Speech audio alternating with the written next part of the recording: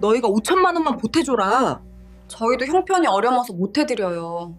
아파트 대출금도 갚아야 돼요. 그럼 친정에 손을 벌리던가 대출을 더 받으면 되잖아. 지금은 내 딸 결혼이 먼저야. 저는 결혼 초반 시어머니의 말을 의심 없이 믿었습니다. 시모는 만날 때마다 자신이 얼마나 힘든 시집살이를 겪었는지 이야기했어요. 나는 말이야. 시집 와서 10년 넘도록 친정에 한 번도 못 갔어. 시어머니가 허락을 안 해주셨거든. 명절에도 제사에도 친정 부모님 편찮으실 때도 그냥 참아야 했지. 시어머니의 목소리에는 언제나 억울함이 묻어났습니다. 저는 그 말을 들으며 마음이 아파질 정도였어요. 세탁기도 없이 손빨래만 했어. 겨울에 찬물에 손 담가가며 빨래하면 손이 얼마나 트는지 알아? 게다가 매달 있는 제사 음식 준비하느라 허리가 휘었다고. 같은 여자로서 그리고 한 사람의 며느리로서 저는 시어머니를 이해하려고 노력했습니다. 그래서 이렇게 예민하신 거겠지. 평생 쌓인 상처가 많으신 분이겠구나 하고 생각했어요. 사실 처음 결혼했을 때만 해도 시어머니는 비교적 제게 친절했습니다.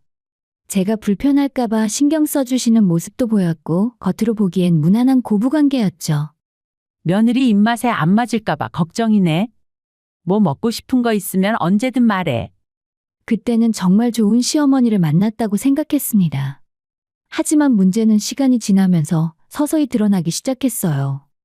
결혼하고 6개월쯤 지났을 때부터 어머님의 말투가 조금씩 달라지기 시작했습니다.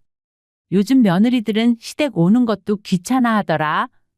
우리 며느리는 아니겠지?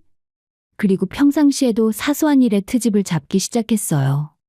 특히 남편이 없는 날이면 어김없이 집에 찾아오셨습니다. 너 시할머니 만나봤지? 그분이 얼마나 무서운 분인지 알아?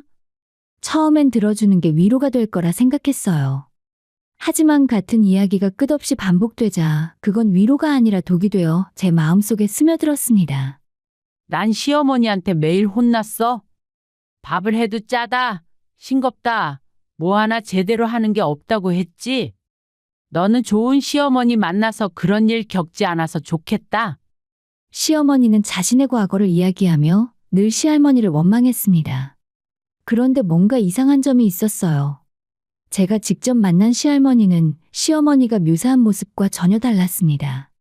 제가 본 시할머니는 나이에 비해 카리스마가 있는 분이셨지만 누군가를 함부로 대하거나 무시하는 사람은 아니었습니다. 우리 손주 며느리 왔구나. 어디 아픈 데는 없고 우리 손주놈이 잘해주나? 시할머니는 저를 늘 따뜻하게 대해주셨습니다. 존중해주셨고 배려해주시더라고요. 명절 때도 제가 힘들까봐 일을 나눠주시고 친정 가는 것도 당연하게 여기셨습니다. 이번 명절에는 친정 좀 다녀와. 너도 부모님 얼굴 봐야지. 우리야 늘 보는 사이인데 뭐. 그리고 그때부터 마음 한켠에 작은 균열이 생기기 시작했습니다. 시어머니가 말하는 시할머니와 제가 아는 시할머니가 너무 달랐습니다. 혹시 내가 듣고 있는 이야기가 전부는 아닐지도 모른다. 그 의심은 아주 조심스럽게 하지만 분명하게 제 마음속에 자리 잡기 시작했습니다. 어느 날 시댁에 갔을 때 시어머니가 또다시 같은 이야기를 꺼내셨어요. 나는 시집 와서 10년 동안 한 번도 친정에 못 갔다니까. 그때 시어머니가 얼마나 무서웠는지 몰라. 그런데 그 자리에 시할머니도 함께 계셨습니다. 할머니는 잠시 멈칫하시더니 조용히 말씀하셨어요. 너 그게 무슨 소리냐? 네가 친정 안 간 게 언제인데? 어머니는 모르세요. 제가 얼마나 속에 한이 맺혀 있는지. 됐다. 손주 며느리 앞에서 괜히 쓸데없는 소리 하지 마라. 그 순간의 어색한 침묵을 저는 지금도 기억합니다. 무언가 잘못되어 있다는 느낌, 하지만 정확히 뭔지는 알 수 없는 그 불편함이 있었죠. 결혼 1년이 다가올 무렵 저는 조금씩 진실을 알게 되었습니다. 제가 듣고 있던 이야기들이 단순한 과정이 아니라 어쩌면 완전히 다른 방향으로 왜곡된 것일 수도 있다는 사실을 말이죠. 그리고 그때쯤부터 시어머니의 태도는 완전히 달라졌습니다. 마치 억지로 쓰고 있던 가면을 벗은 것처럼 그동안 감춰왔던 본 모습이 하나씩 드러나기 시작했어요. 너 오늘 나한테 인사 안 했지? 아까 분명히 인사드렸는데요. 나는 못 들었어. 요즘 며느리들은 인사도 대충 하나 봐. 저는 분명히 인사를 했습니다. 현관문을 열고 들어서자마자 큰 소리로 어머님 안녕하세요. 라고 말했습니다. 하지만 시어머니는 못 들었다고 우겼어요. 남편 앞에서는 아무렇지 않은 척 하시다가도 둘만 남으면 날카로운 말들이 쏟아졌어요. 너희 친정에서는 예의를 안 가르치니? 시댁 어른한테 인사도 제대로 못해? 아니, 제가 분명히 아까 말대꾸는 또 그렇게 잘하고 요즘 젊은 애들이 다 그렇지 뭐. 처음엔 제가 정말로 실수한 건 아닐까 싶어서 조심하고 또 조심했습니다. 하지만 아무리 조심해도 상황은 나아지지 않았고 오히려 더 심해졌어요.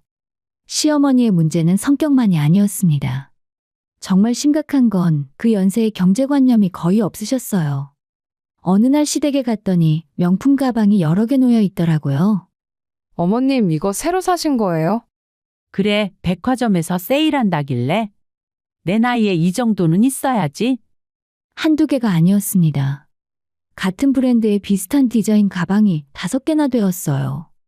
남편에게 어떻게 된 일이냐 물으니 한숨을 쉬며 대답했습니다. 원래 그래. 한번 사기 시작하면 막 사.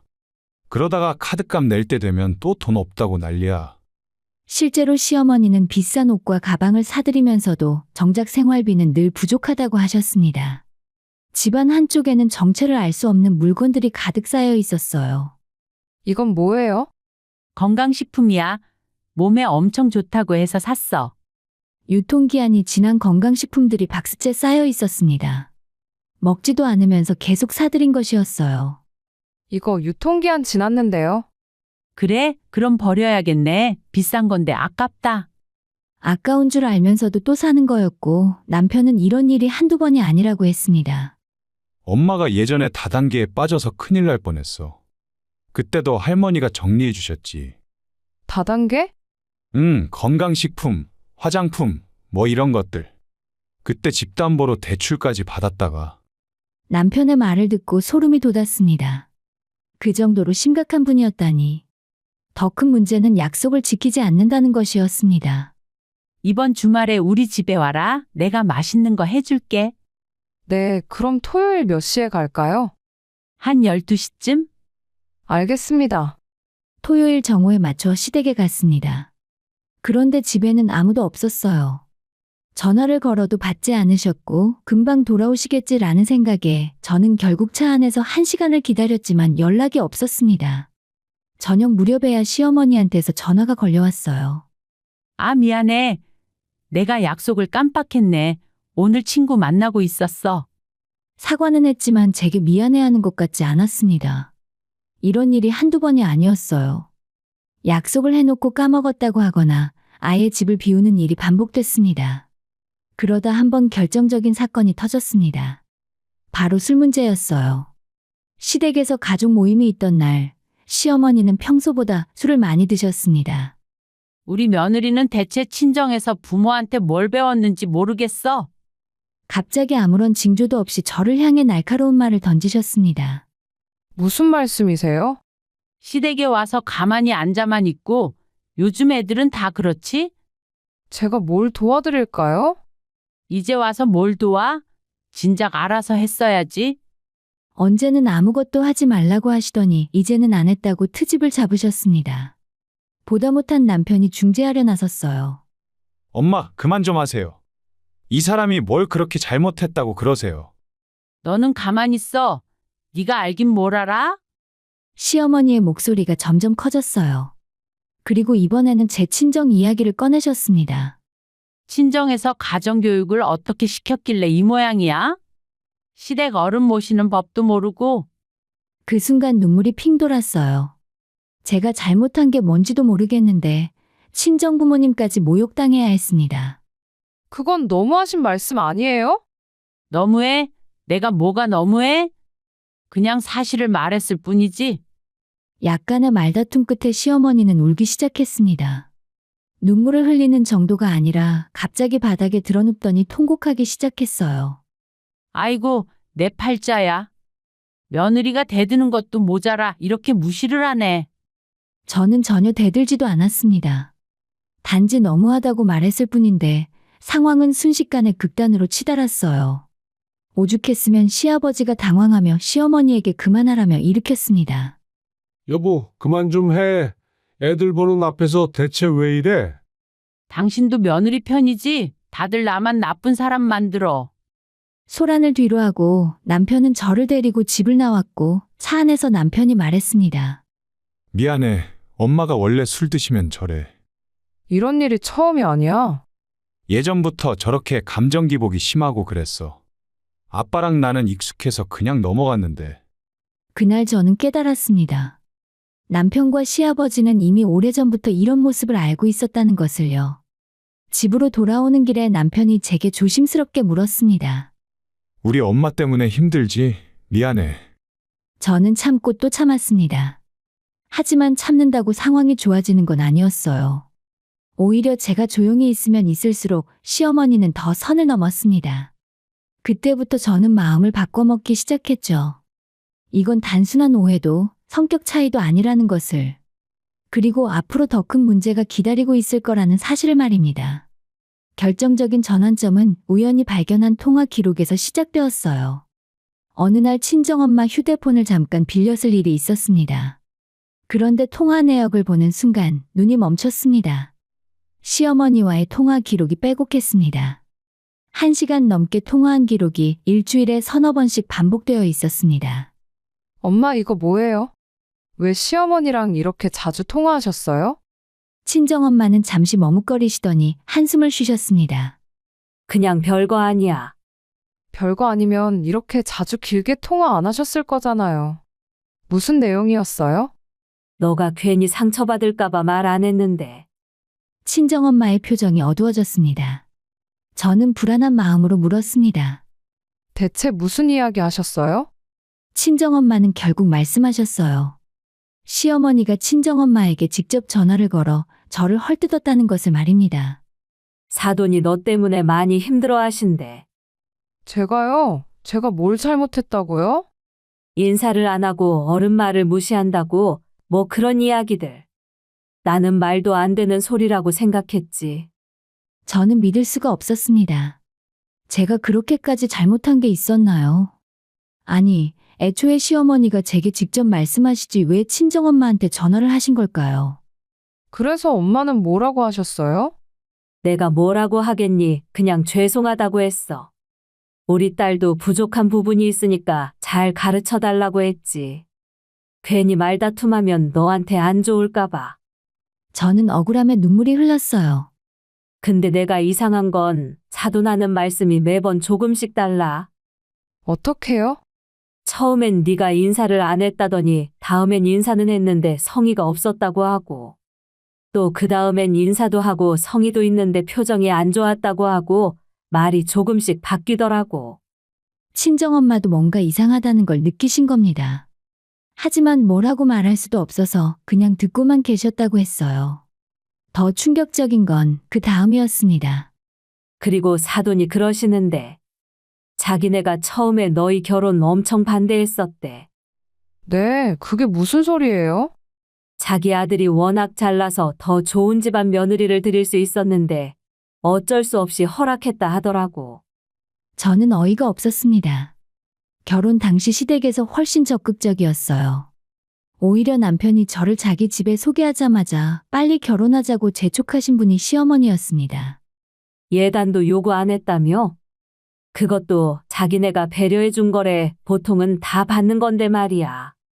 엄마, 그거 원래 안 받는 게 요즘 추세예요. 배려가 아니라 당연한 거고요. 엄마도 그렇게 생각했는데 사돈이 워낙 자기가 잘해줬다고 하시니까. 시어머니는 마치 결혼을 베풀어 준 것처럼 말하고 있었습니다. 그리고 이제는 며느리 교육을 시켜야 할 때가 왔다는 식으로 얘기했다 하더라고요. 친정엄마의 목소리가 떨렸습니다. 근데 나는 솔직히 잘 모르겠어. 네가 그렇게까지 잘못하는 애가 아닌데. 사돈 말씀이 너무 심해서 걱정됐어. 혹시 내가 너 키우면서 뭘 잘못 가르쳤나 싶기도 하고. 엄마는 잘못한 거 없어요. 제가 잘못한 것도 전혀 없고요. 그래도 며느리 입장이니까 네가 좀 더 조심하고. 엄마! 저는 소리를 질렀습니다. 그리고 후회했어요. 친정엄마는 제 편을 들어주고 싶어도 제가 피해를 볼까봐 그럴 수 없었던 겁니다.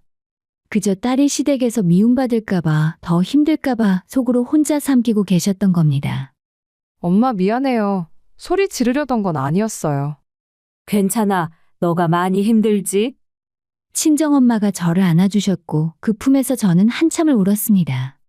그날 밤 집에 돌아와서 남편에게 이 사실을 말했어요. 그게 무슨 소리야? 우리 엄마가 장모님한테 그런 전화를 했다고? 나도 오늘 알았어. 남편의 얼굴이 순식간에 굳어졌습니다. 미안해. 내가 전혀 몰랐어. 엄마가 그렇게까지 할 줄은. 오빠도 시어머니한테 내 험담 들었지? 남편이 잠시 말을 멈췄고 그 침묵이 바로 정답이었습니다. 듣긴 들었어. 근데 어차피 나는 다 걸러듣고 있었거든. 엄마가 원래 그런 식으로 말씀하시니까. 근데 그걸 왜 나한테 말 안 했어? 너 상처받을까봐. 그리고 솔직히 부끄러웠어. 우리 엄마가 그런다는 게. 남편도 사실 힘들었던 겁니다. 어머니와 아내 사이에서 어떻게 해야 할지 몰라 그냥 참고 있었던 거였어요. 며칠 후에 시어머니한테서 연락이 왔습니다. 이번 주말에 우리 집으로 와. 할 얘기가 있어. 무슨 일이세요? 와보면 알아. 중요한 이야기야. 불안한 예감이 들었지만 거절할 수도 없었습니다. 그리고 주말에 시댁으로 찾아갔고 시어머니는 평소보다 더 차갑게 저를 대했습니다. 왔니? 일단 앉아봐. 거실에 앉자마자 시어머니가 입을 열었습니다. 너 요즘 나를 우습게 보는 것 같더라. 네, 그게 무슨... 친정엄마한테 내 험담했지? 내가 너를 괴롭힌다고 했다며? 저는 어안이 벙벙했습니다. 오히려 시어머니가 친정엄마한테 제 험담을 하신 건데 이제는 제가 험담을 했다고 우기고 있었어요. 저는 그런 말 한 적이 없어요. 거짓말하지 마. 네 친정어머니가 나한테 전화했어. 자기 딸이 시댁에서 힘들어한다면서 좀 잘해달라고 하더라. 어머님, 그건 오해예요. 됐어. 변명 그만해. 앞으로 친정하고 우리 집안일이랑 섞지 마. 알았어? 저는 그제야 확신했습니다. 시어머니는 피해자가 아니라 스스로 문제를 만들어 온 사람이었다는 것을요. 매번 거짓말로 상황을 왜곡하고 주변 사람들을 조종하며 살아온 사람이었다는 것을 말입니다. 그리고 이 모든 게 단순한 오해나 성격 차이로 끝날 문제가 아니라는 것도 깨달았어요. 어머님과의 사이는 그렇게 점점 멀어지는 가운데 신우이의 결혼 소식은 또 다른 폭풍의 시작이었습니다. 어느 날 저녁 시댁에서 가족 모임이 있었어요. 그 자리에서 신우이가 결혼 발표를 했고 분위기는 화기애애했습니다. 형님 축하해요. 고마워. 나도 이번에 정말 좋은 사람 만났어. 식사가 끝나고 거실에 모여 앉았을 때 시어머니가 입을 열었죠. 그래서 말인데 결혼 준비하려면 돈이 필요하잖아. 네, 엄마. 저희가 잘 준비하고 있어요. 아니, 그게 아니라 우리가 좀 도와줘야지. 그래도 딸 시집 보내는데? 그러더니 시어머니가 남편과 저를 번갈아 보며 말했습니다. 너희가 5천 정도는 보태주면 좋겠어. 잠깐의 침묵이 흘렀고 저는 제 귀를 의심했습니다. 어머니, 지금 뭐라고 하셨어요? 남편이 조심스럽게 물었습니다. 5천만 원, 너희 누나 혼수에 필요한 돈이야. 너희는 집을 새로 샀으니까 여유 있을 거 아니야? 저희는 집 사느라 대출도 있고. 대출이야 천천히 갚으면 되지. 누나 결혼하는데 그냥 보낼 거야? 시아버지도 난처한 표정이었고 신우이는 아무 말 없이 고개를 숙이고 있었습니다. 어머니, 5천은 너무 큰 돈이에요. 저희가 무리 없이 도와드릴 수 있는 만큼은 도와드리겠지만. 5천은 필요하다니까. 요즘 결혼 비용이 얼마나 드는데? 시어머니의 목소리가 높아졌고 남편이 어떻게든 중재하려 했지만 시어머니는 들으려 하지 않았습니다. 뭘 천천히 이야기해. 하나뿐인 누나 결혼인데 너가 당연히 도와줘야지. 저는 참다 못해 입을 열었어요. 저희도 형편이 어려워서 5천은 정말 무리예요. 형편이 어렵다고? 새 집에 새 차까지 샀으면서? 누나 결혼은 안 중요해? 대화는 평행선을 달렸습니다. 결국 그날은 생각해보겠다는 말로 마무리됐지만 저희 부부의 대답은 이미 정해져 있었어요. 집으로 돌아오는 차 안에서 남편이 말했습니다. 미안해. 엄마가 또 이상한 소리 하네. 이번 일은 정말 아니야. 오빠도 그렇게 생각하는 거 맞지? 당연하지. 5천이 어디서 나와? 그리고 설령 있다고 해도 안 줄 거야. 어머니가 계속 압박하실 것 같은데. 내가 잘 말할게. 걱정하지 마. 하지만 시어머니는 포기하지 않았습니다. 며칠 뒤에 시어머니한테서 전화가 걸려왔어요. 나야, 우리 딸 혼수 비용은 생각해 봤어? 저희가 말씀드렸잖아요. 정말 어려워요. 어렵긴 뭐가 어려워? 정 어려우면 대출 좀 받으면 되잖아. 대출도 이미 있어서 더 받을 수가 없어요. 그럼 너희 친정에서 빌려와. 네? 너희 친정도 형편 괜찮다며? 거기서 좀 빌려오면 되잖아. 저는 화가 치밀어 올랐습니다. 자기 딸 결혼시키는데 이제는 저희 친정까지 끌어들이다니. 그건 안 돼요. 왜 안 돼? 네 시누이 결혼인데? 저희 친정 형편도 넉넉하지 않아요. 그리고 이건 경우가 아니잖아요. 그렇게 야박하게 굴지 마. 나중에 갚으면 되잖아. 시어머니와 한참 입씨름을 하고 나서 전화를 끊고 나니 머리가 지끈거렸습니다. 그로부터 일주일 후에 남편이 해외 출장을 가게 되었어요. 3일 후에 돌아올게. 당신 혼자 괜찮겠어? 난 걱정하지 마. 다녀와. 그리고 남편이 출장을 간 다음 날 오후 저희 집 초인종이 울렸습니다. 누구세요? 나야? 시어머니였습니다. 남편이 집에 없는 걸 아시고 일부러 오신 겁니다. 문을 열자 시어머니가 씩씩거리며 들어왔어요. 무슨 일이세요? 무슨 일은 혼수건 때문에 왔지? 어머님, 그 건은 이미 저희 입장을 말씀드렸잖아요. 이미는 뭐가 이미야? 난 아직 제대로 된 대답을 못 들었어. 시어머니의 목소리가 점점 커졌습니다. 저희는 정말 도와드릴 수 없어요. 없는 게 아니라 안 하는 거잖아. 멀쩡한 새 집 사놓고 이제 와서 돈이 없다고? 그 말을 누가 믿어? 집은 저희도 대출받아서 산 거예요. 저희도 엄청난 빚이 있다니까요? 그럼 대출을 더 받으면 되잖아. 대출을 더 받으면 저희가 어떻게 살아요? 그건 너희가 알아서 할 일이고, 지금은 우리 딸 결혼이 먼저야. 대화는 점점 격해졌습니다. 시어머니는 소파에 앉지도 않고 거실에 서서 계속 소리를 질렀어요. 집을 살 정도로 돈이 그렇게 많으면서 왜 가족 일에는 인색하게 굴어? 저희 집은 은행 대출로 산 거라니까요? 몇 번을 말씀드려요. 은행 대출도 돈이야. 그러니까 우리도 은행에서 대출 받아서 달라고. 그건 저희 명의로 대출받는 거잖아요. 너희 명의로 5천 빌려서 우리한테 줘. 저는 이해할 수 없었습니다. 도대체 무슨 말을 하고 있는 건지. 정말 못 해드려요. 이런 대화는 그만하고 싶으니까 이제 돌아가세요. 뭐? 지금 나보고 나가라고? 네, 더 이상 이 이야기는 하고 싶지 않아요. 그 순간 시어머니의 얼굴이 일그러졌습니다. 너 이게 지금 시어머니를 대하는 태도야? 저도 지금까지 참을 만큼 참았어요. 참긴 뭘 참아? 편하게만 살려고 하면서. 시어머니가 갑자기 제 팔을 움켜잡았습니다. 이거 놓으세요. 더도 말고 딱 5천만 주면 돼. 대출이라도 받아. 지금 당장. 싫어요. 못 해드린다니까요? 이 버릇없는 게 끝까지 말대꾸를 하네. 순간 시어머니가 제 머리채를 잡아당겼습니다. 믿을 수 없는 상황이었습니다. 시어머니가 저를 때리고 있었어요. 어머님, 이거 놓으세요. 당장 돈 가져와. 공포와 분노가 동시에 밀려왔고 몸이 굳어버렸습니다. 제가 어떻게 해야 할지 몰랐어요. 그때 안방 문이 열렸습니다. 사돈, 지금 이게 뭐 하는 짓입니까? 친정엄마였습니다.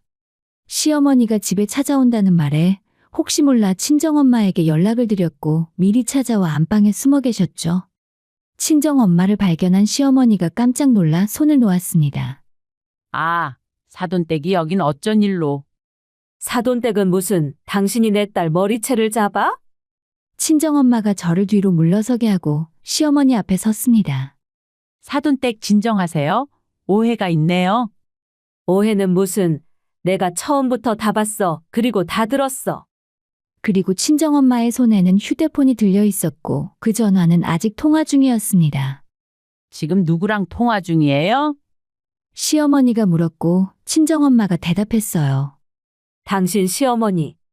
시어머니의 얼굴에서 핏기가 싹 가셨습니다. 지금 누구랑 통화 중이라고요? 친정엄마가 휴대폰을 스피커폰으로 전환했고 그 속에서 시할머니의 목소리가 또렷하게 들려왔습니다. 여보세요. 거기 지금 무슨 일이에요? 어머님, 여기 큰일 났어요. 어머님 며느리가 손주 며느리 머리채를 잡고 5천만 원을 내놓으라고 난리예요. 뭐라고요? 시할머니의 목소리가 차갑게 식었습니다. 지금 당장 내가 거기로 갈 테니까 아무도 움직이지 마. 그 말을 끝으로 전화가 끊겼습니다. 시어머니는 할머님의 목소리를 들은 뒤로 바들바들 떨고 있었어요. 사돈. 이건 오해예요. 제가 그냥. 내가 방에서 다 들었어요. 대출 받아서 돈 내놓으라고 소리 지르는 거. 우리 딸 머리채 잡는 거 다 봤다고요. 아니, 그게 아니라 며느리가 먼저 화가 나게 하니까. 우리 딸이 뭘 먼저 했어요? 돈 못 해드린다고 머리채를 잡아요? 친정엄마의 목소리는 분노에 떨리고 있었지만 단호했습니다. 제가 우리 딸 때문에 지금까지 참았어요. 당신이 전화해서 우리 딸 험담할 때도 우리 집안 가정교육 운운할 때도 다 참았어요. 내 딸이 당신한테서 미움받을까봐. 근데 이건 아니잖아요. 며느리를 때려요? 돈 때문에?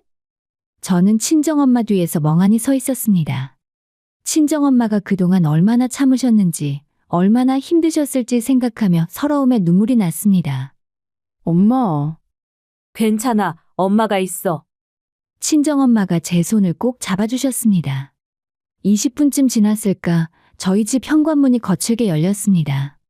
시할머니였습니다. 택시를 타고 저희 집으로 급하게 오신 것 같았어요. 어머니, 시어머니가 떨리는 목소리로 말했어요. 너는 입 닥치고 있어. 시할머니의 목소리는 제가 들어본 적 없는 차갑고 날카로운 톤이었습니다. 사돈은 수고하셨어요. 그리고 우리 손주 며느리는 괜찮니? 네, 할머님. 저는 괜찮아요. 괜찮을 리가 있나? 시할머니가 따뜻하게 미소 지으셨다가 시어머니를 보는 순간 표정이 싸늘하게 굳어졌습니다. 너 지금 무슨 짓을 한 거야? 어머니 저는 그냥 딸 결혼 때문에. 시할머니가 비웃듯 말했습니다. 내가 너한테 손녀 결혼 자금으로 쓰라고 5천만 원 줬잖아. 그건 어째서? 그 순간 모든 것이 멈춘 것 같았습니다. 네? 제가 되물었습니다. 할머님, 무슨 말씀이세요? 내가 지난달에 손녀 결혼 자금으로 5천만 원 줬어. 얘한테. 시할머니가 시어머니를 가리켰습니다. 그런데 지금 5천만 원을 더 달라고? 내가 준 돈은 어디 갔어? 아직 한 달도 안 됐는데. 시어머니는 대답하지 못했고 시할머니가 한숨을 깊게 쉬었습니다. 너 또 이상한 짓에 손 뗐지? 아직도 다단계 하고 있냐? 아니에요, 어머님. 거짓말은 하지 마라. 이미 다 알고 있다. 그 돈이 어디로 갔는지 내가 모를 줄 아느냐? 시어머니가 바닥에 주저앉았습니다. 어머니 제발 아무한테도 말하지 마세요. 말하지 말라고? 지금 네가 무슨 짓을 한 건데? 시할머니의 목소리가 떨렸습니다. 너 결혼할 때 내가 뭐라고 했어? 집 사주고 혼수도 다 챙겨주고 조건 하나 없이 결혼 허락해줬잖아. 저도 알아요. 감사하게 생각하고 있어요. 감사하긴 네가 뻘짓하면서 돈 날릴 때마다 누가 해결해줬어? 다단계 사기당했을 때, 보증 서서 집 날릴 뻔했을 때 누가 그 빚 갚아줬어? 친정엄마도 놀란 표정으로 듣고만 계셨습니다. 너가 집까지 날릴 뻔했잖아. 내가 막았지. 그리고 뭐라고 했어? 다시는 그런 일 없을 거라고 약속했잖아. 그런데 또 이 짓이야? 5천만 원을 한 달도 안 돼서 날리고 이제는 손주 며느리한테 돈을 뜯어내려고? 시할머니는 숨을 크게 들이쉬셨습니다. 그리고 뭐? 내가 너한테 지독한 시집살이를 시켰다고? 친정도 못 가게 했다고? 죄송해요. 친정은 네가 싫어서 안 간 거잖아. 내가 언제 막았어? 오히려 명절 때마다 다녀오라고 했지. 시어머니의 거짓말이 하나씩 벗겨지고 있었습니다. 세탁기 없이 손빨래 했다고. 내가 너한테 해준 결혼 선물이 세탁기였어. 그때 내가 제일 비싼 걸로 사줬잖아. 제사 때문에 허리 휘었다고. 제사는 내가 다 준비했어. 너는 앉아서 먹기만 했잖아. 친정엄마가 조용히 물었습니다. 그럼 그동안 사돈이 하신 말씀들이 전부 당연히 전부 거짓말이에요. 나는 며느리한테 잘해주려고 항상 노력했어요. 같은 여자니까 며느리 고생시키고 싶지 않았어요. 시할머니의 목소리가 떨렸습니다. 그런데 며느리는 늘 피해자인 척했어요. 자기가 얼마나 불쌍한지, 얼마나 고생했는지 주변에 거짓말로 떠들고 다녔죠. 시어머니는 이제 바닥에 엎드린 채 울고 있었습니다. 그래서 내가 참았어요. 이 인간이랑 살고 있는 우리 아들 생각해서, 손자를 생각해서 말입니다. 근데 이제 손주 며느리한테까지 이러면 나는 더 이상 못 참아요. 시할머니가 휴대폰을 꺼내서 어딘가로 전화를 걸었습니다. 아들, 지금 너 당장 손주 집으로 와. 급한 일이야. 출장, 그런 거 내일 다시 가고. 지금 당장 와. 저희 시아버지한테 전화하신 겁니다. 그리고 손주 며느리 네 아버지도 이리로 오시라 해라. 지금 당장. 전화를 끊고 시할머니가 말했습니다. 오늘 다 정리해야지. 더 이상 이렇게 살 수는 없다. 시어머니가 할머니 치마를 붙잡았습니다. 어머니 제발 한 번만 더 봐주세요. 봐주긴 뭘 봐줘. 돈 내놓으라고 며느리를 때렸잖아. 그때 현관문이 열렸고 시아버지가 들어오셨어요. 회사에서 급히 오신 것 같았습니다. 어머니, 무슨 일이세요? 갑자기. 빨리도 왔다. 이 아내가 이 집에서 무슨 짓을 했는지 아냐. 시할머니가 처음부터 끝까지 설명했습니다. 손녀 결혼 자금으로 준 5천만 원을 다단계에 날린 것, 그리고 저한테 또 돈을 요구한 것, 그리고 그 과정에서 저를 폭행한 것까지. 시할머니의 이야기를 듣고 있던 시아버지의 얼굴이 점점 굳어졌습니다. 당신 어머님이 주신 5천만 원을 벌써 날렸어? 돈 때문에 며느리를 때렸다고? 나도 너무 화가 나서. 화가 나면 사람을 때려. 게다가 며느리를? 시아버지가 주먹을 불끈 쥐었습니다. 나는 당신이 변했다고 믿었어. 어머니가 5천만 원 주실 때 딸 결혼 준비에 쓴다고 했잖아. 미안해. 미안하면 다야? 우리 아들 딸한테 며느리한테 대체 무슨 짓을 한 거야?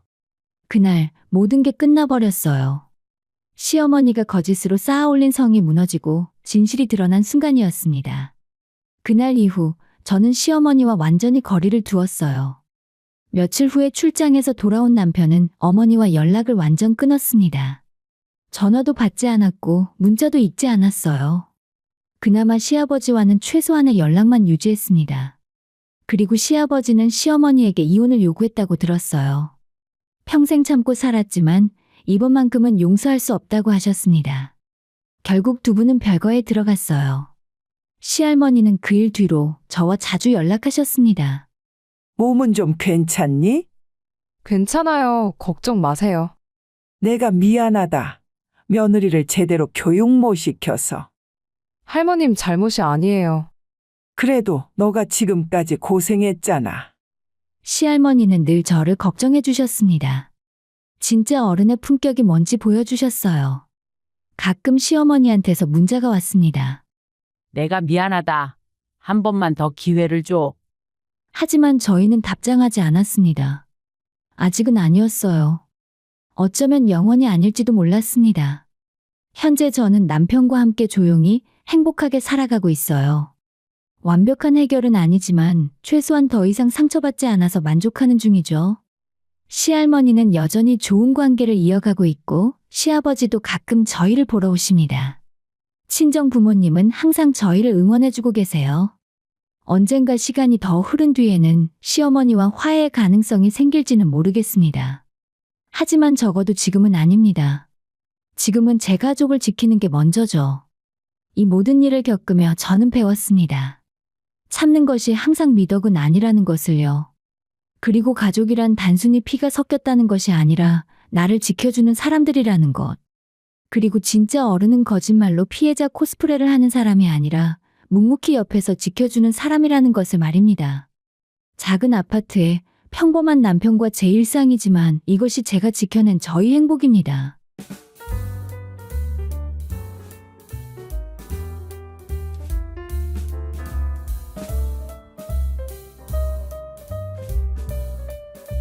저는 평범한 40대 초반의 가정주부입니다.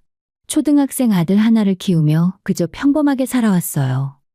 남편과의 결혼 생활도 특별히 나쁘진 않았습니다. 그저 평범했죠. 시어머니와의 관계도 그랬고요. 좋지도 나쁘지도 않은 그런 관계였어요. 하지만 모든 게 변하기 시작한 건 친정 아버지가 돌아가신 후였습니다. 아버지는 제 아들이 태어나고 얼마 후에 갑작스럽게 세상을 떠나셨어요. 그 뒤로 어머니는 혼자 시골에서 작은 밭을 일구며 소박하게 사셨습니다. 저는 가끔 친정에 들러 어머니를 뵙고 김치도 얻어오고 그렇게 지냈어요. 그런데 몇 년 전 어머니가 가지고 계시던 땅 근처에서 대규모 개발 계획이 발표됐습니다. 아버지가 남기신 그 땅이 하루아침에 수십억 원대의 가치를 가진 땅이 되어버린 거예요. 엄마 축하드려요. 정말 다행이에요. 전화로 그 소식을 들었을 때 저는 진심으로 기뻤습니다. 평생 고생만 하시던 어머니가 이제라도 편하게 사실 수 있게 됐으니까요.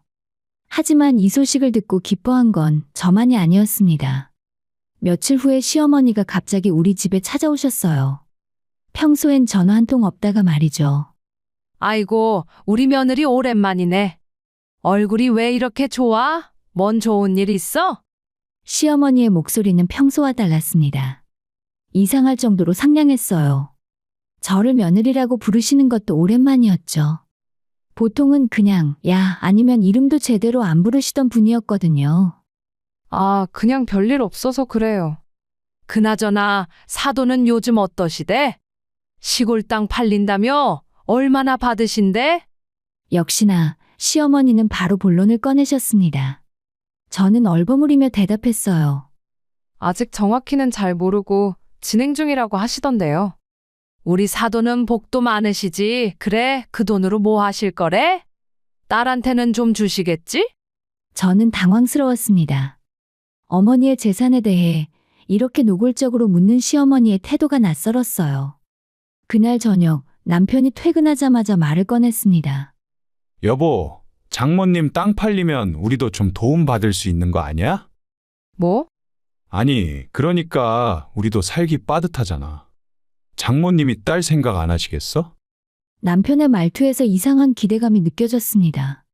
마치 이미 그 돈이 우리 돈이라도 되는 것처럼요. 여보, 그건 엄마 돈이야. 우리가 바랄 게 아니잖아. 에이, 뭘 그렇게 빡빡하게 생각해? 가족끼리 돕는 게 당연한 거지. 그 말에 저는 할 말을 잃었습니다. 그리고 일주일 후에 시어머니가 다시 전화를 하셨어요. 며느리야, 좀 볼 일이 있는데 나올 수 있어? 저는 시어머니를 만나러 갔습니다. 시어머니는 시내 한복판의 고급 카페에 앉아 계셨어요. 평소엔 커피값도 아깝다고 하시던 분이 말이죠. 여기 앉아. 뭐 마실래? 아메리카노 주세요. 시어머니는 제 손을 덥석 잡으셨습니다. 며느리야, 사실은 말이야. 내가 친구들이랑 유럽 여행을 가기로 했거든. 그런데 돈이 좀 모자라서. 저는 불길한 예감이 들었습니다. 얼마나 필요하신데요? 딱 2천만 원만 빌려줄 수 있을까? 어차피 사돈 내에 곧 돈 들어오시잖아. 금방 갚을게. 2천만 원, 생각지도 못한 액수에 저는 숨이 턱 막혔습니다. 어머님, 그건 저희가 드릴 수 있는 돈이 아니에요. 그리고 우리 엄마 돈은 엄마 거예요. 순간 시어머니의 얼굴이 굳어졌습니다. 뭐? 지금 시어머니한테 그렇게 말하는 거야? 죄송하지만 안 됩니다. 사돈이 돈도 있으면서 왜 안 돼? 인색하긴. 역시 너가 그렇지 뭐. 시어머니는 자리를 박차고 일어나셨습니다. 카페 안에 사람들이 우리를 쳐다봤어요. 그리고 며칠 후에 시어머니는 치졸한 복수를 하셨습니다. 나 지금 너희 집 근처에서 고기 먹고 있는데 너도 나와서 같이 먹자. 평소 같았으면 절대 안 하실 제안이었습니다. 뭔가 이상했지만 거절하기도 애매했어요. 뜬금없이 불려나간 자리에는 시어머니와 시어머니 친구분들 3명이 앉아 있었고, 시어머니와 친구분들은 특등급 한우를 마구 주문하셨어요. 이것도 주세요. 저거도요. 오늘 너희 며느리가 쏜다며? 그럼 비싼 거 먹어야지. 친구분들이 웃으며 말했습니다. 저는 귀를 의심했어요. 네? 아, 그러게 우리 며느리 효자야. 사돈이 부자시래. 시어머니가 빙긋 웃으시며 말씀하셨습니다. 그리고 그날 계산 금액은 83만 원이었습니다. 시어머니는 제 앞에 계산서를 툭 던지셨어요. 자, 계산해. 어차피 너 돈 있잖아? 그 순간 저는 깨달았습니다. 돈 앞에서는 가족도, 예의도, 관계도 모두 무너진다는 걸요. 그리고 이건 시작에 불과했습니다. 한우집 사건 이후 저는 시어머니께 드리던 용돈을 끊었습니다. 시어머니는 당연히 발광하셨지만 저는 더 이상 물러서지 않았습니다. 그렇게 팽팽한 신경전 속에서 계절은 겨울로 접어들었어요. 어느 날 친정 어머니에게서 전화가 왔습니다. 이번 주말에 집에 올 수 있어? 엄마가 김장 담그려고 하는데. 엄마 허리 안 좋으시잖아요. 그냥 사드시면 안 돼요? 에이, 사 먹는 게 어디 우리 딸 입맛에 맞겠어? 엄마가 담궈줄게. 너 파김치, 갓김치, 총각김치 그대로 깨물어 먹는 거 좋아하잖아. 어머니의 목소리에는 딸을 향한 따뜻함이 묻어났습니다. 저는 코끝이 찡해졌어요. 엄마 무리하지 마세요. 제가 도와드릴게요. 그 주말 저는 친정으로 갔습니다. 어머니는 이미 배추를 절여놓고 계셨어요. 허리를 구부리고 일하시는 모습이 안쓰러웠습니다. 엄마 제가 할게요. 앉아 계세요. 괜찮아. 이 정도는 해야지. 어머니와 저는 이틀 동안 함께 김장을 담갔습니다. 어머니는 양념을 직접 만드시며 하나하나 정성을 다하셨어요. 배추 한 포기 한 포기에 어머니의 사랑이 담겨 있었습니다. 이거 가져가. 내 식구 먹기엔 충분할 거야. 자동차 트렁크에 가득 담긴 김장김치 약 50포기 분량이었습니다. 어머니가 허리 아픈 걸 참아가며 담가주신 거예요. 엄마 감사해요. 잘 먹을게요. 저는 김치를 차에 싣고 서울로 돌아왔습니다. 집에 도착해서 김치를 김치냉장고에 차곡차곡 넣었어요. 냉장고 가득 담긴 김치를 보니 마음이 든든했습니다. 여보, 우리 엄마가 김장 담가주셨어. 배추김치뿐만 아니라 파김치, 총각김치 같은 것도 있어. 겨울 내내 잘 먹겠다. 아, 그래? 수고했어. 남편은 무덤덤하게 대답했습니다. 예전 같았으면 좋아했을 텐데 요즘 남편은 어딘가 달라져 있었어요. 며칠 후에 저는 다시 친정에 갔습니다. 어머니 혼자 계시는 게 걱정돼서 일주일에 한 번씩은 들르려고 했거든요. 그날은 하루 종일 어머니와 함께 시간을 보냈습니다. 딸, 저녁 먹고 가. 엄마가 된장찌개 끓여줄게. 아니에요, 엄마. 집에 가서 먹을게요. 애 학원 데려다 줘야 해서요. 저는 어머니께 인사를 드리고 서울로 돌아왔습니다. 집에 도착한 건 저녁 8시쯤이었어요. 엄마 배고파. 알았어. 엄마가 김치찌개 끓여줄게. 저는 김치 냉장고를 열었습니다. 그런데 김치 냉장고가 텅 비어 있었습니다. 아니, 정확히는 김치가 한 포기도 남아있지 않았어요. 전날까지만 해도 가득 차 있던 그 많은 김치가 모두 사라진 거죠. 여보, 김치 어디 갔어? 거실에서 TV를 보던 남편이 대답했습니다. 아, 그거? 엄마가 가져가셨어. 뭐라고? 저는 귀를 의심했습니다. 엄마 오셨는데 김치 필요하시다고 하길래 드렸어. 가족끼리 나눠 먹는 건데 뭐가 문제야? 남편은 너무나 태연하게 말했습니다. 마치 아주 당연한 일인 것처럼요. 지금 장난해. 그게 몇 폭인데. 50폭이야, 50폭이. 우리 엄마가 허리 아픈 걸 참아가며 이틀 동안 담가주신 건데. 과장 좀 하지 마. 김치 가지고 뭘 그래? 그리고 필요하면 또 담가달라고 하면 되잖아. 뭐? 저는 말문이 막혔습니다. 남편의 말이 믿기지 않았어요. 그리고 엄마 혼자 사시는데 김치 좀 드리면 어때? 며느리가 그렇게 인색해서야 쓰겠냐? 지금 나보고 인색하다고 한 거야? 저는 핸드폰을 집어들었습니다. 그리고 시어머니께 전화를 걸었어요. 여보세요. 어머님, 김치 가져가셨어요? 그래. 내가 좀 가져갔는데 왜? 그거 가지고 뭐라고 할 거야? 시어머니의 목소리는 당당했습니다. 그거 50포기예요.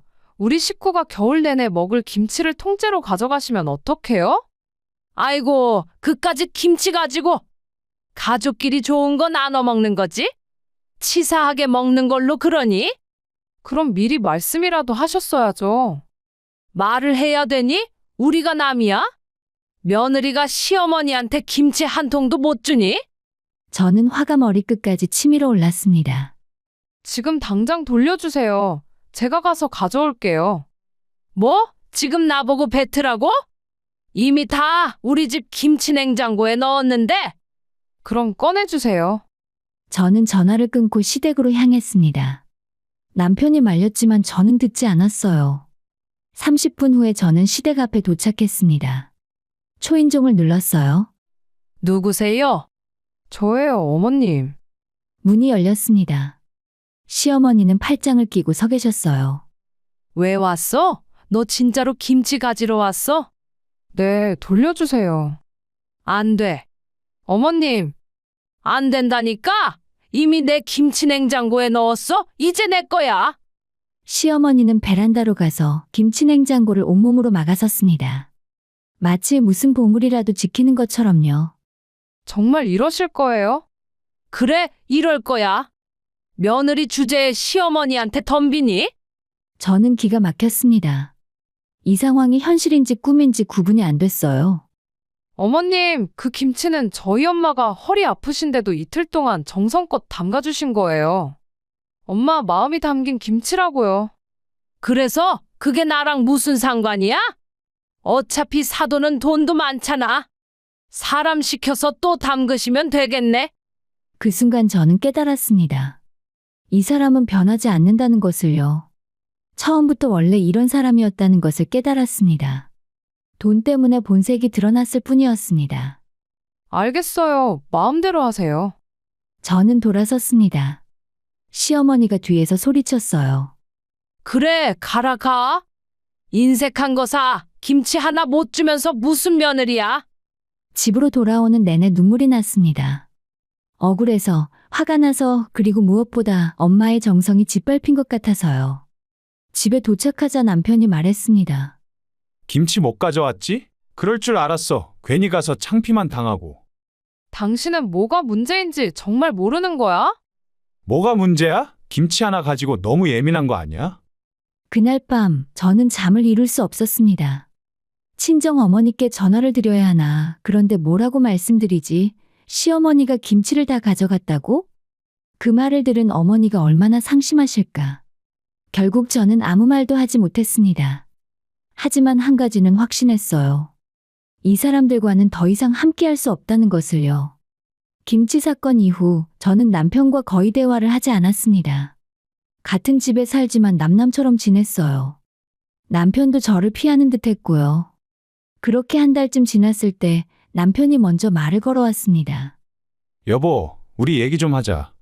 무슨 얘기? 앉아봐. 중요한 얘기야. 저는 소파에 앉았습니다. 남편은 제 맞은편에 앉더니 진지한 표정을 지었어요. 나 회사 그만둘까 봐. 갑자기 왜?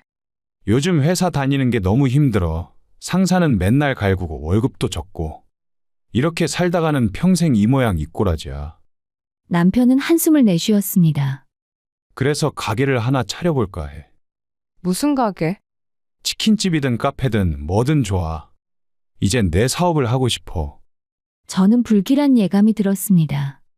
돈은 어떻게 할 건데? 남편이 잠시 망설이더니 입을 열었습니다.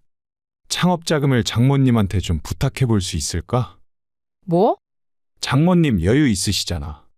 사위가 하고 싶다는데 도와주실 거 아니야? 저는 어이가 없었습니다. 지금 우리 엄마한테 돈 달라고 하자는 거야? 달라는 게 아니라 빌리는 거지. 나중에 갚으면 되잖아. 그건 우리 엄마 돈이야.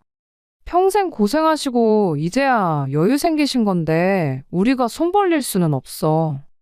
에이, 뭘 그렇게 생각해? 가족끼리 돕는 거잖아. 나중에 사업 잘 되면 몇 배로 갚으면 되지. 남편의 목소리가 점점 높아졌습니다. 안 돼. 절대 안 돼. 야, 그럼 나보고 평생 이렇게 살라고? 니네 엄마는 돈 쓸 데도 없으면서 왜 그렇게 꼭꼭 숨겨놔? 지금 뭐라고 했어? 니네 엄마? 사실이잖아. 혼자 사시는데 그 많은 돈으로 뭐 하려고? 이럴 때 사위 좀 도와주면 어때? 저는 남편을 똑바로 쳐다봤습니다. 제가 알던 사람이 아니었어요. 아니, 제가 모르고 있었던 본 모습이 이제야 드러난 걸까요? 당신 지금 정신 차려. 우리 엄마는 ATM기가 아니야. 아, 됐어. 네가 안 하면 내가 직접 말씀드릴 거야. 남편은 버럭 소리를 지르고는 방문을 쾅 닫고 들어가 버렸습니다. 저는 그 자리에 멍하니 앉아 있었어요. 이게 정말 제가 사랑했던 사람일까 고민을 하면서요. 다음 날 남편은 정말로 친정에 전화를 했습니다. 장모님, 저 좀 뵙고 싶은데요. 중요한 얘기가 있어서요. 저는 급히 전화를 빼앗았습니다. 엄마, 아무 말 듣지 마세요. 괜한 걱정하시지 마시고요. 무슨 일이야? 사위가 왜 그래? 아니에요. 괜찮아요. 제가 알아서 할게요. 전화를 끊고 나니 남편이 저를 노려보고 있었습니다. 왜 그래? 네가 뭔데 내 인생 참견해? 당신 지금 제정신이야?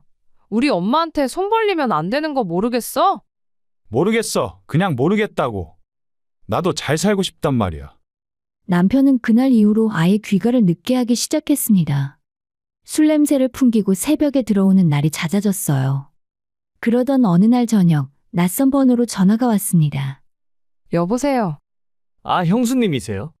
저 민수 형 친한 동생 재훈이에요. 남편 친구였습니다. 대학 동창이라고 들었어요. 아, 네. 안녕하세요. 저기, 형수님, 혹시 형이 요즘 어떤가요? 네? 왜요? 전화기 너머로 재훈 씨의 한숨이 들렸습니다. 형수님이 모르시는 것 같아서요. 제가 차마 말씀을 드려야 할지 말아야 할지 고민했는데요. 무슨 일인데요? 형이 빚이 좀 있어요. 빚이요? 제 심장이 쿵 내려앉았습니다. 네, 그것도 적은 돈이 아니에요. 3억 정도 되는 걸로 알고 있어요. 3억이요? 저는 그 자리에 주저앉았습니다. 형이 몇 달 전에 주식 투자를 했는데 완전히 망했어요. 그 주식이 상장 폐지됐거든요. 전액을 날렸어요. 그럼 그 돈을 어디서 구한 거죠? 대출이요. 신용대출, 마이너스 통장, 제2금융권까지 닥치는 대로 끌었었대요. 그리고 안 되니까 주변 사람들한테 마구잡이로 빌린 것 같아요. 저는 숨이 막혔습니다. 그리고 형이 저한테 그러더라고요. 장모님이 돈 많으시니까 나중에 해결될 거라고. 형수님도 알고 계신 줄 알았어요. 저는 몰랐어요. 죄송해요. 제가 먼저 말씀드려야 했는데 형이 괜찮다고 하길래. 전화를 끊고 나니 온몸에 힘이 빠졌습니다. 3억 원. 그것도 우리 엄마 돈을 믿고 빚을 낸 거였어요. 얼마 후에 남편이 들어왔습니다. 저는 거실 소파에 앉아서 남편을 기다리고 있었습니다. 여보, 나 오늘 야근해서 좀 늦었어. 앉아. 제 목소리가 차갑게 나왔습니다. 남편이 뭔가 이상함을 느꼈는지 조심스럽게 앉았어요. 당신 빚 3억 재훈 씨한테 들었어. 남편의 얼굴이 창백해졌습니다. 그게 당신 미쳤어? 3억을 빚내서 주식에 넣었다고? 그것도 나한테 한마디 상의도 없이? 여보, 들어봐. 나도 우리 잘 살아보려고. 잘 살아보려고 도박을 했다고? 도박이 아니야. 투자야. 그 주식이 원래 잘 나가는 거였는데 갑자기 상장 폐지된 거라고. 남편이 변명을 늘어놓았습니다. 그리고 사실 장모님이 계시니까 이러도 나중에 도움받을 수 있을 거라고 생각했어. 뭐? 어차피 장모님 돈 많으시잖아. 사위가 어려우면 도와주실 거고 그럼 나중에 갚으면 되니까. 저는 남편의 얼굴을 멍하니 바라봤습니다. 이 사람이 제 남편이 맞나? 이 사람이 내 아들의 아빠가 맞나? 당신 우리 엄마를 뭐로 생각하는 거야? 그게 무슨 말이야? 현금 지급기? 당신 필요할 때마다 돈 뽑아 쓰는 ATM기? 야, 왜 그렇게까지 말해? 나도 미안하다고. 하지만 이미 벌어진 일이잖아. 남편이 소리를 질렀습니다. 그러니까 장모님한테 부탁하자고. 3억이 장모님한테는 큰 돈도 아니잖아. 그 순간 저는 모든 걸 깨달았습니다. 이 사람은 처음부터 우리 엄마의 돈을 노렸던 거예요. 아니, 어쩌면 시어머니와 함께 계획한 것일 수도 있었죠. 이혼하자. 뭐? 이혼하자고. 나 당신이랑 더 이상 못 살겠어. 제정신이야? 지금 이혼 타령할 때냐고. 충분히 제정신이야. 처음으로 제정신 차린 것 같아. 저는 자리에서 일어났습니다. 당신 빚은 당신이 책임져. 우리 엄마한테는 절대 손대지 마. 손대는 순간 법적으로 대응할 거야. 잠깐만, 야! 남편이 뒤에서 소리쳤지만 저는 돌아보지 않았습니다. 그날 밤 저는 친정엄마에게 전화를 드렸습니다. 엄마, 딸, 왜 이 밤에 무슨 일이야? 아마도 저 이혼할 것 같아요. 전화기 너머로 어머니의 한숨이 들렸습니다. 그래, 엄마가 알고 있었어. 너 요즘 힘들어 보이더라. 괜찮아, 엄마가 있잖아. 우리 딸 힘들면 언제든 엄마한테 와. 어머니의 목소리에 눈물이 터져 나왔습니다. 돈 때문에 무너진 결혼. 하지만 저에게는 여전히 든든한 엄마가 있었습니다. 그리고 이제는 정말로 끝을 내야 할 때였습니다. 이혼을 결심한 후에 저는 변호사를 찾아갔습니다. 상담을 받고 서류를 준비하기 시작했어요. 남편은 제가 진심인 걸 알고는 당황하기 시작했습니다. 여보, 진짜 1억이야? 애 생각은 안 해? 애 생각하니까 이혼하는 거야. 당신 같은 아빠 밑에서 크느니 차라리 없는 게 나아.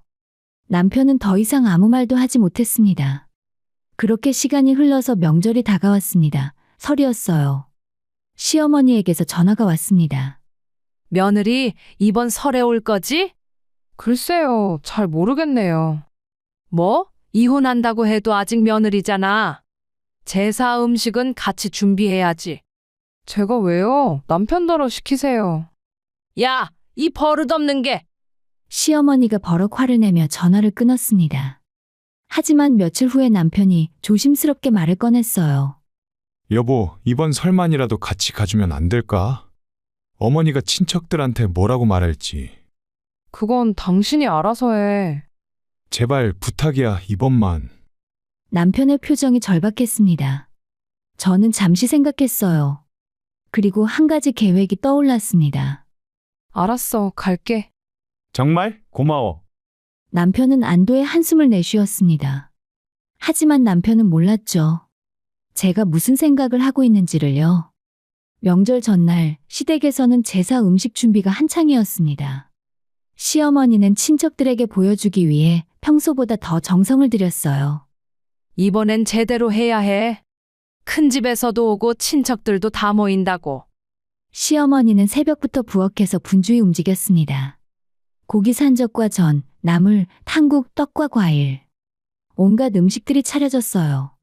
저도 일단 신용이라도 해야 했기에 부엌 일을 거들었습니다. 하지만 제 마음속에는 다른 계획이 있었죠. 며느리, 너 잠깐 마트 좀 다녀와. 참기름이 떨어졌어. 네, 알겠어요. 저는 마트에 다녀오는 척하고 친정 어머니께 전화를 드렸습니다. 엄마, 오늘 내려갈게요. 그리고 큰 그릇이랑 봉투 좀 준비해 주세요. 딸, 무슨 일이야? 나중에 말씀드릴게요. 일단 준비해 주세요. 그리고 그날 저녁 시댁 주방에는 제사 음식들이 가득 차려져 있었습니다. 정말 화려했어요. 시어머니의 얼굴에는 자부심이 가득했습니다. 올해는 진짜 잘 차렸다. 이 정도면 큰 집에서 뭐라 못할 거야. 피곤해 지쳐서 대충 저녁을 먹은 후에 시어머니와 남편은 먼저 잠에 들었어요. 저도 자는 척을 하고 있다가 밤이 깊었을 때 일어나 부엌으로 가서 냉장고를 열었어요. 그리고 하루 종일 준비한 제사 음식들을 하나하나 꺼내기 시작했습니다. 모든 것을 큰 그릇과 봉투에 모조리 챙겼어요. 그리고 자고 있는 아들을 조용히 깨웠습니다. 엄마, 우리 어디 가? 아들이 물었습니다. 우리 할머니 집 가는 거야. 이 음식들 할머니 드리려고. 우와, 할머니 좋아하시겠다. 저는 음식을 차에 싣고 아들과 함께 친정으로 향했습니다. 차 안에서 심장이 두근거렸어요. 하지만 후회는 없었습니다. 30분 후에 친정에 도착했습니다. 어머니가 문을 열어주셨어요. 이게 다 뭐야? 제사 음식이에요. 시댁에서 가져왔어요. 뭐? 어머니의 눈이 커졌습니다. 엄마, 기억하세요? 시어머니가 엄마가 담가주신 김치를 몽땅 가져갔던 거. 그래서 저도 엄마랑 나눠 먹으려고 가져왔어요. 어머니는 한참 동안 말없이 저를 바라보시더니 천천히 고개를 끄덕이셨습니다. 잘했다, 딸. 그렇게 친정엄마 집에서 밤을 보내고 다음날 아침 일찍 제 핸드폰이 울렸습니다. 남편이었어요. 여보, 지금 어디야? 주방에 음식이 다 없어졌어. 내가 가져갔어. 뭐? 제사 음식 내가 친정으로 다 가져왔어. 전화기 너머로 남편의 비명 같은 소리가 들렸습니다. 미쳤어? 지금 당장 가져와. 왜? 가족끼리 좋은 거 나눠 먹는 거잖아. 그게 무슨 소리야? 그건 차례 지낼 음식이라고. 그때 시어머니의 목소리가 들렸습니다. 전화 줘봐. 이 도둑 며느리야. 지금 당장 음식 가져와. 전화기가 넘어간 모양이었어요. 도둑이요? 어머님, 제가 도둑이에요? 그럼 뭐야? 남의 집 음식 몰래 가져가는 게 도둑질 아니고 뭐냐고? 저는 픽 웃음이 나왔습니다. 기억하세요? 김장김치 가져가실 때 뭐라고 하셨는지? 가족끼리 좋은 거 나눠 먹는 건데 치사하게 뭘 그러냐고 하셨잖아요. 저도 가족끼리 좋은 거 나눠 먹는 거예요. 뭐가 문제예요? 너 진짜 미친 거니? 그리고 또 뭐라고 하셨죠? 사람 시켜서 만들면 되겠네. 라고 하셨잖아요. 맞죠? 어머니도 사람 시켜서 다시 만드시면 되겠네요. 아니면 지금 마트에서 사오시든가요. 시어머니가 할 말을 잃은 것 같았습니다. 잠시 침묵이 흘렀어요. 그때 남편이 다시 전화를 받았습니다. 여보, 제발, 친척들이 다 모였어. 차례상에 음식이 없으면 큰일 나. 제발 가져와줘. 안 돼. 이미 우리 엄마랑 나눠 먹기로 했거든. 제발 부탁이야. 남편의 목소리가 떨렸습니다. 저는 냉정하게 말했어요. 김치 가져갔을 때 나도 돌려달라고 했잖아. 그때 뭐라고 했어? 이미 김치 냉장고에 넣었으니 내 거라고 했지? 마찬가지야. 이미 우리 엄마 냉장고에 넣었어. 이제 우리 거야. 야! 그리고 친척들한테는 이렇게 말해. 며느리가 효심이 깊어서 장모님께 음식을 드렸다고. 칭찬받겠는걸? 저는 전화를 끊어버렸습니다. 그날 오후 시어머니와 남편이 친정 앞에 나타났습니다. 초인종을 미친 듯이 눌렀어요. 친정엄마가 문을 열어주셨습니다. 사돈, 이게 어떻게 된 일입니까? 김치 때랑 마찬가지입니다. 제사 음식도 가족끼리 나눠 먹는 거예요. 대체 뭐가 문제입니까? 시어머니의 얼굴이 새하얗게 질렸습니다. 친정엄마가 차갑게 말씀하셨어요. 김치 훔쳐가고 돈 뜯어내려 하고 빚까지 져놓고 이제 와서 겨우 음식이 아까워요? 돌아가세요. 그리고 문을 닫으셨습니다. 그날 친정엄마와 아들과 함께 음식을 맛있게 먹었습니다. 엄마, 이거 맛있다. 아들이 산적을 먹으며 웃었습니다. 그래, 많이 먹어. 친정엄마가 아들의 머리를 쓰다듬으셨어요. 그리고 저를 보시며 말씀하셨습니다. 이제는 네가 행복하게 살았으면 좋겠다. 어머니의 말씀에 눈물이 났습니다. 그날 저는 처음으로 진짜 추석을 보낸 것 같았어요. 내 편과 함께 내가 사랑하는 사람들과 함께요. 그리고 그들에게 제대로 된 참교육을 해준 날이기도 했습니다. 돈 앞에서 무너진 관계. 하지만 저는 더 이상 그들의 희생양이 아니었습니다. 제사 음식 사건 이후에 남편에게서 수십 통의 전화와 문자가 왔습니다. 여보, 미안해. 내가 잘못했어. 제발 한 번만 봐줘. 애 생각해서라도. 하지만 저는 단 한 통도 받지 않았습니다. 이미 제 마음은 정해졌으니까요. 며칠 후에 시댁에서 다시 연락이 왔습니다. 이번에는 남편이 아니라 시어머니였어요. 며느리야, 제발 우리 한 번만 만나자. 무슨 일이세요? 얘기 좀 하자. 내가 다 잘못했어. 시어머니의 목소리에는 평소의 당당함이 없었습니다. 오히려 애원하는 듯한 떨림이 느껴졌어요. 이제 와서 무슨 소용이에요? 제발 한 번만 만나자. 응? 저는 한숨을 내쉬었습니다. 그리고 마지막이라고 생각하며 만나기로 했어요. 좋아요. 친정엄마 집으로 오세요. 어차피 이혼 서류도 전달해야 하니까요. 알았어. 다음 날 시어머니와 남편이 친정으로 왔습니다. 둘 다 얼굴이 초췌해 보였어요. 어머니와 저는 거실에 앉아서 그들을 맞았습니다. 시어머니가 먼저 입을 열었어요. 사돈, 그동안 제가 정말 잘못했습니다. 시어머니가 고개를 숙였습니다. 평생 처음 보는 모습이었어요. 며느리한테도 미안해. 내가 너무했어. 지금 와서 사과한다고 달라지는 거 있나요? 제 목소리는 차가웠습니다. 알아. 그래도 제발 이혼만은 하지 마라. 왜요? 왜 이혼하면 안 돼요? 그게 우리 민수가 너 없으면 안 돼. 그리고 애도 있잖아. 시어머니가 말을 더듬었습니다. 하지만 저는 알 수 있었어요. 진짜 이유는 따로 있다는 것을요. 솔직히 말씀하세요. 이혼하면 안 되는 진짜 이유가 뭐예요? 그게 그때 친정엄마가 입을 여셨습니다. 사돈 어르신, 제가 말씀드릴까요? 진짜 이유를요. 친정엄마는 테이블 위에 서류 몇 장을 펼쳐놓으셨어요. 이게 뭔지 아세요? 아드님이 빌린 대출 내역입니다. 시어머니의 얼굴이 굳었습니다. 신용대출 1억, 마이너스 통장 5천만 원, 이금융권 대출 1억, 그리고 주변 지인들에게 빌린 돈이 5천만 원이 넘어요. 총 3억 원입니다. 뭐? 시어머니가 남편을 쳐다봤습니다. 남편은 고개를 숙인 채 아무 말도 하지 못했어요. 그리고 이 돈을 뭐에 썼는지 아세요? 주식이에요. 상장 폐지된 주식에 투자해서 전액 날렸어요. 민수야, 이게 대체 무슨... 그리고 더 재미있는 건요. 친정엄마가 또 다른 서류를 꺼내셨습니다. 아드님이 친구들한테 돈 빌릴 때 뭐라고 했는지 아세요? 장모님이 돈 많으셔서 나중에 다 갚을 수 있다고 했다네요. 뭐라고? 시어머니의 목소리가 떨렸습니다. 그러니까 처음부터 제 돈을 노린 거라고요. 사돈 어르신도 마찬가지고요. 어머니의 목소리는 차분했지만 분노가 느껴졌습니다. 우리 딸한테 2천만 원 빌려달라고 하실 때부터 이상했어요. 김치 가져가실 때도요. 전부 다 제 돈을 노린 거였죠. 시어머니는 할 말을 잃은 듯 입을 다물었습니다. 남편이 입을 열었습니다. 장모님 잘못했습니다. 제가 미쳤었어요. 다시는 안 그럴게요. 다시는 안 그런다고? 제가 비웃듯 말했습니다. 그나저나 당신 빚은 어떻게 갚을 건데? 3억이야, 3억. 그게 장모님이 좀 도와주시면.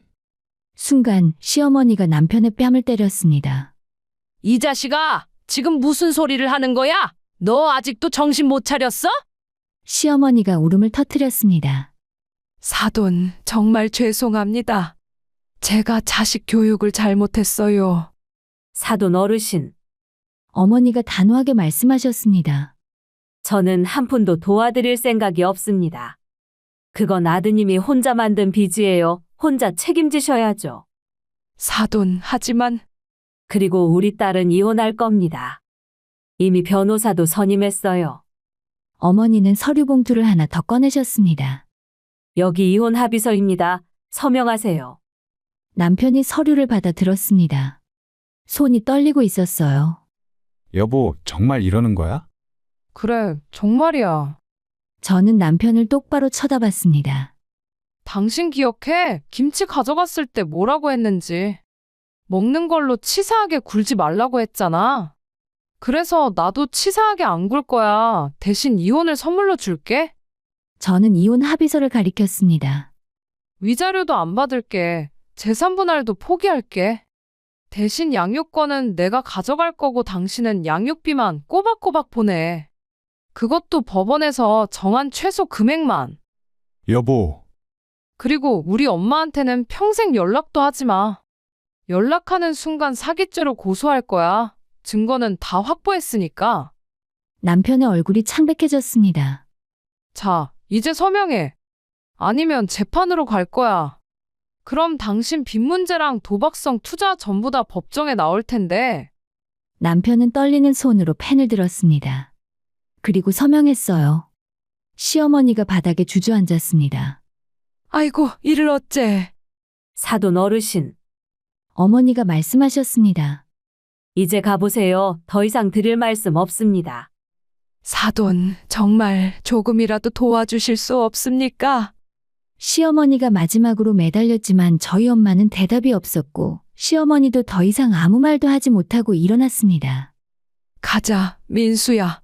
엄마, 남편이 저를 한 번 더 돌아봤지만 저는 시선을 피했습니다.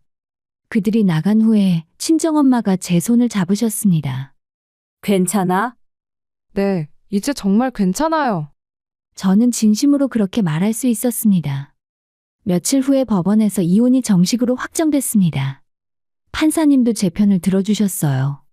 남편 측의 불성실한 재정 관리와 배우자 가족에 대한 부당한 금전적 요구를 인정합니다. 이혼을 허가합니다. 법원을 나오는 길에 하늘이 유난히 파랗게 보였습니다. 며칠 후에 친구에게서 소식을 들었습니다. 너희 전 남편 요즘 투잡 뛴다더라? 낮에는 회사, 밤에는 편의점 알바래. 그래? 응, 그리고 시어머니도 공장에 일용직으로 들어갔대. 둘이 집도 팔고 원룸에서 산다던데. 저는 아무 감정도 느껴지지 않았습니다. 동정도 미안함도 없었어요. 잘 됐네. 너 정말 시원섭섭하지 않아? 전혀 자업자득이잖아. 그날 저는 처음으로 푹 잤습니다. 악몽도 걱정도 없이요. 다음 날 아침 아들이 말했습니다. 엄마, 오늘 엄마 얼굴 밝아 보여. 그래, 엄마 기분 좋거든. 나도 좋아. 할머니 집에서 사는 게 더 좋아. 아들은 제 품에 안겼습니다. 그래요, 이제는 정말 좋은 일만 남았습니다. 어머니는 매일 아침 저와 손자를 위해 밥을 차려주셨습니다. 딸, 오늘은 뭐 할 거야? 엄마 저 카페 하나 차려볼까 해요. 이 동네 관광객 많잖아요. 작은 카페 하나 운영하면서 아이 키우고 싶어요. 어머니는 제 손을 꼭 잡으셨습니다. 좋은 생각이다. 엄마가 도와줄게. 그렇게 저는 관광지 근처에 작은 카페를 열었습니다. 처음에는 손님도 많지 않았고 서툴렀습니다. 하지만 시간이 지나면서 단골 손님들이 생기기 시작했어요. 사장님, 여기 커피 정말 맛있어요. 감사합니다. 혼자 운영하시는 거예요? 대단하시네요. 손님들의 칭찬에 저는 조금씩 자신감을 얻었습니다. 그리고 무엇보다 행복했어요. 오후가 되면 아들이 학교에서 돌아와서 카페에 앉아 숙제를 했습니다. 엄마, 나 오늘 수학 시험 100점 맞았어. 우와, 진짜? 우리 아들 천재네. 저녁이 되면 어머니와 함께 저녁을 먹고 아들과 함께 산책을 했어요. 소박하지만 평화로운 일상이었습니다. 돈 때문에 무너진 관계들이 저를 힘들게 했지만 동시에 더 단단하게 만들어 주었습니다. 이제 저는 압니다. 누구의 욕심에도 흔들리지 않고 제 행복을 지켜내는 법을요. 그리고 가장 소중한 건 결국 곁에 있는 사람들이라는 것을요. 카페는 오늘도 따뜻한 커피 향기로 가득합니다. 아들의 웃음소리가 들리고 어머니의 다정한 목소리가 들립니다. 이게 바로 제가 바라던 삶이었습니다. 평범하지만 행복한 진짜 가족과 함께하는 삶이요. 앞으로도 저는 이렇게 살아갈 겁니다.